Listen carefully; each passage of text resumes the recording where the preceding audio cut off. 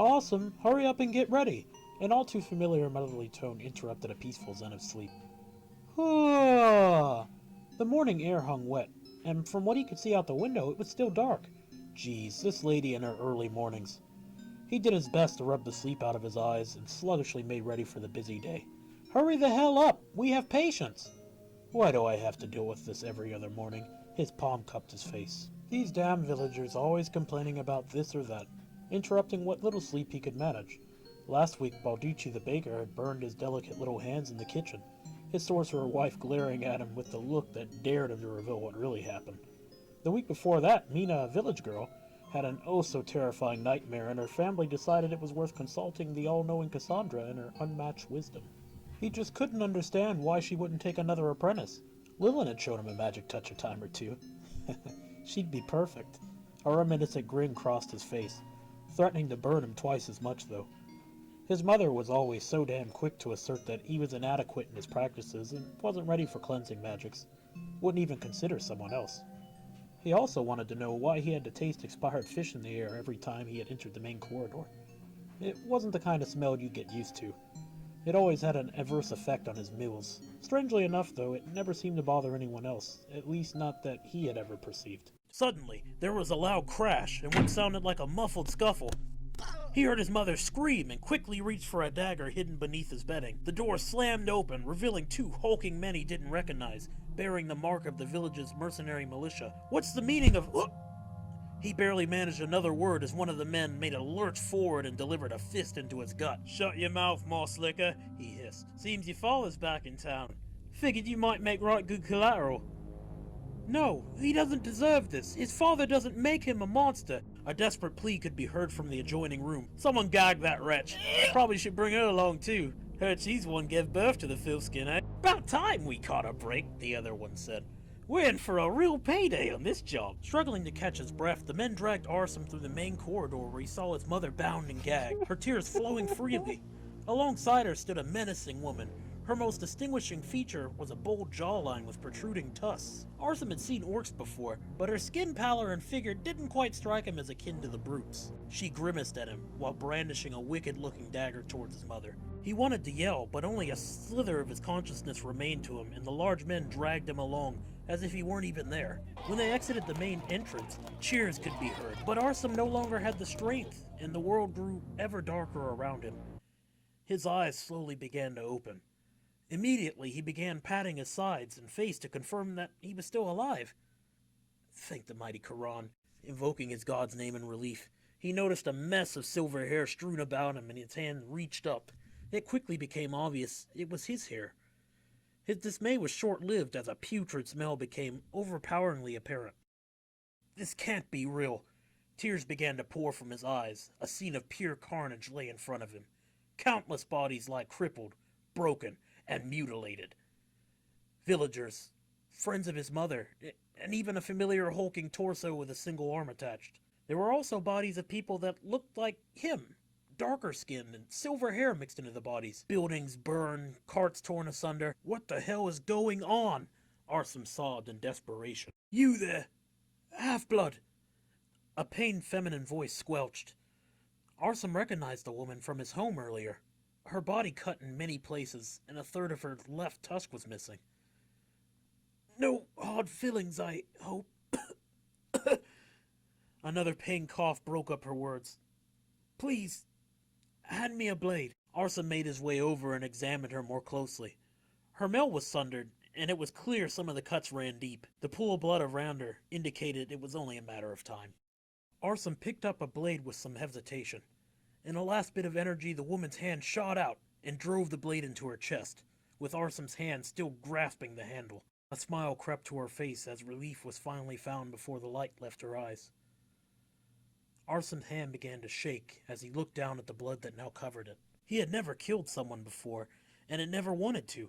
He just wanted to be accepted, and deep down he knew that this woman probably faced the same problem that he did for being of two different races. Ugh! His hand moved to cover his face instinctually as an arrow tore through the side of his cheek. There's one! Halt! In the name of the king! 2 more arrows flew mere inches from his face, assessing that these men meant to kill him. Arysm leaped up and made a mad dash for the cover behind a nearby cart that could offer some protection from the fire. An arrow tore through his left leg, and he quite literally ate shit as a pile of horse manure found his face. Horse hooves were soon upon him as he began dragging himself, and a pressure crushed into his back as one of his attackers drove a knee into him while beginning to bind his hands.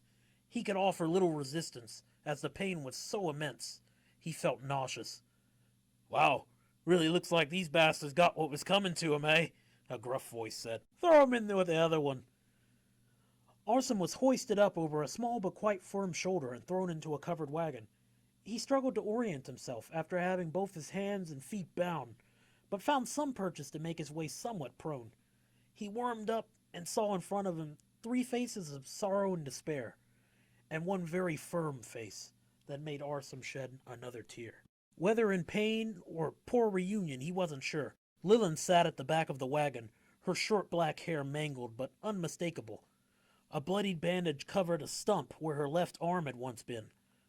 Her look wasn't one of pain, despair, or sorrow, however. He had only seen this face once, and it was because he had made a jest in poor taste of a woman she had admired, a master pyromancer. He still had a scar that ran down the brunt of his flank from her ensuing fury. "Lillian," he did his best to choke out. Her gaze did not budge. "Lillian, please." Her posture broke for a moment, and she reached her arm down and caressed his head. No words were passed, but her gaze softened, and as her hand began emanating a faint glow, Arsum's pain gradually diminished. A muffled scream ensued as an intense burning pain shot at his wrist while the knee pushed his face to the floor of the cart. A cooling sensation soon followed, and he found that he was no longer bonded. She placed a hand to his lips and then gestured to his legs. Arysm bit his wrist in anticipation as the same burning sensation and wave of anodyne washed over him. This must have been how she managed to undo her bonds. He postured up and began thanking her as she took his chin in her one good hand and gave him a very stern and determined look. She started pushing past him towards the back of the wagon. Then a voice cried out behind her, "Stop, please! They'll kill us all without even giving us a chance!" The voice pleaded. Lillian turned around and looked at the other 3 faces, each more terrified now than before. She walked over to the one that had spoke. The man began to thrash as a hand covered his face, and a black aura he had never seen before began enveloping her hand. An overwhelming smell filled the cart, as the man's face essentially began to decay in an instant, his pallor turning to a sickening grayish color, with holes forming in the thinner parts of the flesh. Her gaze shifted to the others, that had began ugly crying. She moved her finger to her lips, and they desperately tried to muffle themselves. She made her way back to the opening of the cart. Arysm followed by her side without question. They were somewhere towards the center of their town, and surprisingly, none of their captors appeared to be present. Lillian leaped out of the wagon impressively, and was met with a force that knocked her prone. A man clad in shadowed leather appeared on top of her. "Lillian!" Arysm leaped clumsily on the man, barely managing to wrench him off of her and reopening his leg wound. Lillian postured to all 3 and delivered a well-placed kick to the man's groin. She quickly followed with the assault, with her hand grasping the reeling man's face and creating that same black aura. Arysm saw a curved dagger protruding from Lillian's back. She dropped prone again and began to moan softly with what Arysm could only compare to a gravely wounded animal. Another figure stepped from the corner of the building and ran over. Arysm reached for a spear he saw lying nearby. The figure reached up and pulled back the hood, revealing his mother, Cassandra. She knelt down and placed one hand on the dagger in Lillian's back, and another just beside it. Pulling it out, she began to heal her. This technique had made his mother celebrated by some local elves after saving one of their treasured mufunshin, or sacred deer. It had greatly improved relations between the humans and some of their forest elf neighbors. It even gave way for some of them to venture into the human town from time to time. After an intense minute, her hand passed along Arsum's leg. "Had you been the least adept, you could have handled this paltry wound, boy." She then hugged him for the briefest moments. "Grab your friend. We need to go now." The wagon suddenly caught flame, and screams were heard from within. "They're on to us! Hurry!" the mother gasped. Arysm looked to his friend, and the look on her face told him that there was no fire arrow. He reached out his hands, helping her up, and they began to run towards the tree line. As they reached it, horse hooves could be heard behind them. "Halt! In the name of the... The belligerent decree was interrupted by an abrupt hail of arrows coming from the forest. They managed into its safety from the pursuers. As they entered, Arysm noticed that the branches were littered with figures in cloaks, similar to the one his mother was wearing, and they were all armed to the teeth with bows, arrows, and blades of every variety. One of them stepped out from behind the trees. Etsu Abenin? To which his mother replied, Sem. He had no idea what either of them were saying, and if he hadn't been in mortal danger not even a few minutes ago, he would have been beyond asking his mother. These are our allies, right, Mom? She replied with a nod and gave a weak smile. Lillian stood quietly next to him and took his hand, giving him a reassuring hope that she would be there for him. He wasn't sure why she still hadn't said anything to him. True, she was always a girl of few words, but she wasn't a mute. Perhaps it was the overwhelming atmosphere? After exchanging a few more foreign words between them, Cassandra beckoned them to follow her up where they eventually found a small camp. Who are these people, and why have they killed everyone? Arysm began sitting himself on a downed tree nearby. Can we really afford to rest here? They'll probably break through eventually. He continued anxiously. Calm yourself, child. The aim of the Wood Elf is true, and no one knows the forests of these lands better. As to our enemy, well, perhaps it's better I show you. Cassandra walked over to Lillian and placed a hand on her shoulder. Why don't you rest a bit, dear? And suddenly Lillian drifted to sleep while being gently lowered to the ground by Cassandra. Had his mother just used magic on his friend? As I was saying, it's about time you were given the knowledge of the cleansing rituals and the rites to perform them. It is an important job, and you shall soon see its dark secrets.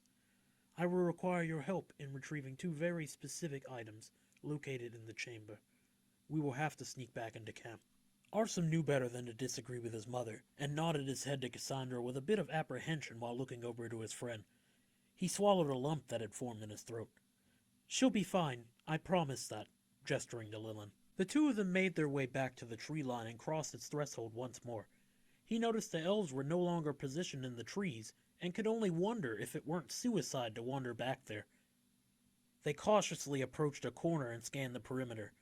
No signs of life anywhere, and many of the soldiers from before lie dead in heaps of flesh. His mom bent down and tore the remaining arm off of the torso he had recognized as one of his original attackers. This will work nicely, she almost cooed during the grim task. Arysm was shocked at the ease of which she tore the limb, its muscle and sinew separating as if it were already cut. You see, we don't openly teach all the ways of our Lord Quran. She began walking towards the house, arm slapping her on the back as it hung over her shoulder. There are peculiarities of our Lord that don't sit well with most of our realm. But these are things that please our Lord. They made it to the main corridor and stopped just short of the trap door leading to the cleansing chamber. Come, boy. She bent over and pulled the large, intricate ring, while the one she wore on her hand began to resonate a faint glow. A stairway was revealed, and they proceeded down. That awful smell pierced his nostrils in waves, and it was almost overwhelming to the point he lost his footing on the step. Do not show weakness, boy, Cassandra said, catching and stabilizing him. We are to honor our God. They continued down, and it was all Arysm could do not to retch his guts. They at last made it to another door at the bottom. Large claw marks could be seen along it. Cassandra opened the door, and what Arysm saw next made the outside of his home pale in grotesqueness. The walls were strewn with blood, both dried and fresh. Flesh had been gathered in patches across the walls, almost as if it were used as wallpaper. Corpses of all races adorned adjoining columns, and it was clear that something had been eating them. Bones and excrement littered the floor, and wailing could be heard near the back of the chamber. But it was too obscure by the darkness for Arysm to see what was making those horrible noises. At the front of the room, an altar was placed, very similar to the one in their house of worship, except this one met with that same grotesque makeover the rest of the room had. His mother stepped over to the altar and began to undress. Arysm stood back in shock for a moment, and then quickly covered his eyes in embarrassment. She was all but naked, save a cloth around her waist. She wrenched the limb she had been carrying like a bath rag and wrung a considerable amount of the blood from it. She then began to smother herself in the blood and placed it at the center of the altar. Come, quickly, she said firmly. His body hadn't stopped shaking since he come down here, and the atmosphere was overwhelming. "Now!" she exclaimed, holding a finger he didn't recognize up to him. He reluctantly walked over, and she quickly took his hand and made a small cut in it with the blade that bore the mark of Quran. His now ex-god, he resolved. She then moved his hand into the bowl of blood, and the worst pain he had ever experienced crept over him. A black ichor started working its way up his arm, and the pain was so overwhelming that his world quickly grew black. Blurry at first, the world soon came back into focus, and Lilin was holding his hand standing above him. Arysm began screaming at the top of his lungs, and Lilin squeezed tight. He began to calm down as he saw he was sitting back at camp, his mother across from him at the fire. It was clearly nightfall. "We'll need to move soon," Cassandra said. Lilin nodded and pulled Arysm to his feet. He was shaking badly and couldn't take his eyes off his mother. No, that thing. "Be still, child." Cassandra flashed a glare that somehow put Arysm at ease, and then tossed the very same dagger from what he had hoped was just a nightmare at him. "That's the blade your father pressed into my chest after using me. It belongs to you now." He didn't want anything to do with it. He raised his arm as to throw it, but a force kept him from letting go. "It is bound to you now, and only you. Now come, we must leave. More men will come soon to avenge their brethren." At that, Lilin pulled him towards Cassandra, and they began to run towards an opening in the woods. They soon found themselves at a large field where sometimes his people would hold festivals, but he couldn't bring himself to remember happy moments at a time like this. As she continued into the clearing, a large number of figures began exiting the forest. "We know who you are, healer." A large one bellowed, firing a rod into the air that cracked the air around him. Cassandra staggered a bit as a bullet hit her. She then looked back at Arysm and Lilin. "I will protect you no matter what. Kill your father. Be my vengeance." She turned back, her body beginning to shift violently, contorting into massive lumps. She started bleeding from many rips and tears that surfaced around her entire body, while her clothes lay in tatters. Her skin started to grow clumps of fur, and soon she towered above Arysm. The men began firing these tubes at her with the urgency to kill her before the transformation finished.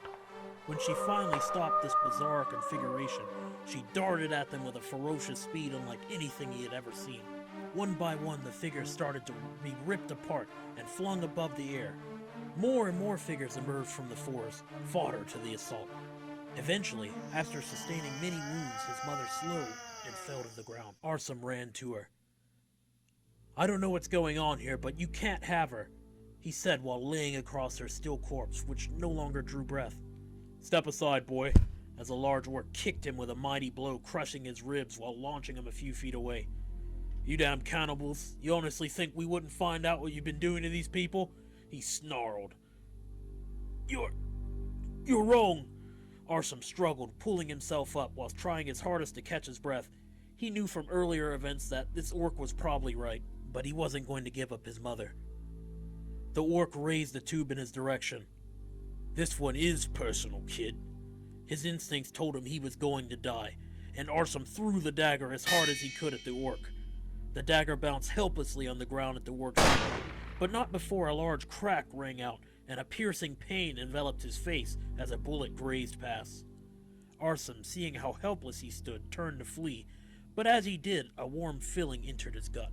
He looked down to see the head of a great spear emerge through his body. He clutched its shaft and curled down fetal. "Bold little fella, aren't you, damn flesh-eater?" A soft voice said. A woman dressed in skins walked over to the orc's side. "My little sister came to the healer a few years back, and when we took her home, the elder realized something was wrong. He passed his hands over her, and she began to waver, and then showed an elf in her stead. Imagine that! A dark magic, he told us, and we tried so hard to sequester her, but she had bitten her tongue off and died." She began to weep at the memory. "We couldn't find our way back, no matter how hard we tried." Suddenly, a pool of black enveloped Arysm, and he began to sink into the ground. "What spellcraft is this?" the orc demanded. Suddenly, one of the other figures darted from the forest, and both sank into the ground, leaving nothing but his warm, black blood. He next awoke to a dark chamber, Lilin standing next to him, holding his hand once more. Her face wore a stoic look, one that didn't quite match her temper well. A figure stepped over, clad in shadowed leather. "Finally awake, are we?" a woman's playful voice cooed. Seems to me you're a real bleeder. Interesting trinket you carry around there. Suddenly her tone shifted to that of a man's. We don't recognize the mark. Would you care to explain just whose emblem this belongs to? A shadow danced upon the ceiling, and a lanky, dark-skinned elf emerged from it, dropping and landing graciously on his feet. He wore a mask concealing his entire face. It resembled a bird and reminded Arysm of the festivals he went to when he was younger. They were the only place where he could somewhat fit in without the constant slurs and stares most people gave him. We make it a point to seek knowledge of all powers in the land, you see, and can't rule out that you aren't some kind of spy, especially given the circumstances. Are they gonna kill him? His eyes met Lilyn, and she wore the same look as if unfazed. Suddenly his mind began to ache, and he felt a force compelling him to answer the question asked. Arysm did his best to hold back the information, but it simply spilled out. The symbol belongs to Quran. It was used to kill my mother. I suppose this boy speaks the truth, a third voice bellowed in a deep guttural tone. Arysm spasmed violently, squeezing Lilyn's hand in fright as a broad figure revealed itself directly next to him, his face concealed by a bear mask. The question is whether to take him back with us, or to kill him here. Arysm could tell these were the type of people who had most definitely killed many times before. The black blood is quite the enigma, the woman said playfully. I'm sure I could find all sorts of uses for it, her tongue lashing her lips in anticipation of her hidden desire. That's enough of that, the lanky one said. It's best we leave these decisions to the Den Mother. Lilyn's form suddenly began to shift. He does have potential, a well-aged voice said, still gripping his hand. Arysm quickly mustered the strength to rip it away. The older woman began to cackle, and just as suddenly a brilliant flash of light enveloped the room. Arysm felt a hand grip his forearm tightly and pull him quickly to his feet. He began to run blindly, following the pull of the arm. There was a steep drop, and he lost his footing, but was quickly yanked up again. His eyes finally found purchase, and in front of him he saw Lilyn, the real one, hopefully, pulling him frantically with her one arm and running towards the forest. After crossing a small ravine, Lilyn slumped to the ground and appeared to have lost consciousness. The sun disappeared behind the horizon, and it soon grew dark. Arysm found himself very thankful despite his eyes still paining him from the flash of light before. Even through the darkness, Arysm could tell Lilyn was in bad shape. He tried to lay her more properly and found a large gash running along her torso. He quickly ripped part of his shirt and made the best bandage he could for her. The night remained restless for the both of them, as Arysm feared their pursuers would make themselves known at any moment, and Lilyn moaned in pain as she slept. The moon bid farewell. Arysm saw that Lilyn's condition had taken a turn for the worse. He placed a hand over Lilyn's forehead. It was very hot, and she sweat feverishly. He went to change the bandage that he had hastily set the night before, and found that the wound had been swollen, with the edges of the laceration turning black. It was clear that she had been poisoned. What should I do? Arysm began to contemplate his options. Now it's your turn, readers. Your vote will decide the path of our protagonist and will have a nominal impact on the path of the story. Choice 1. Arysm could try and find some herbs around the forest to help her. His mother showed him some plants that could be used to make venom cleanse tea. It grew around here somewhere. Choice 2. He could try his luck with the mysterious figures. Timing's running short, and if they poisoned her, surely they would know how to save her. Maybe. Choice 3. Another idea? Comment below. If your idea receives the most votes, we'll write in that direction. Thank you for listening. Let's write a story. Let's play a game without the dice.